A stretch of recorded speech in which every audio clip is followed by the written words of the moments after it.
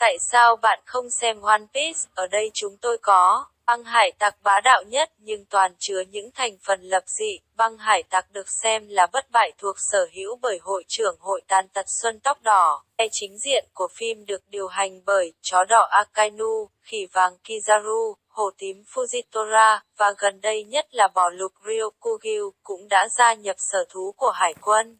One Piece còn có những điểm du lịch nổi tiếng như Wano được cai trị bởi chủ tịch công viên giải trí kiêm nhà đào tạo thú núi, cha thiên nhiên Kaido. Nhắc tới cha thiên nhiên thì không thể không nhắc tới mẹ thiên hạ Big Mom cùng với 85 người con của mình điều hành nhà máy sản xuất bánh kẹo lớn nhất One Piece. Vì thời lượng viết có hạn nên Zoro chỉ có thể dẫn mọi người tới đây.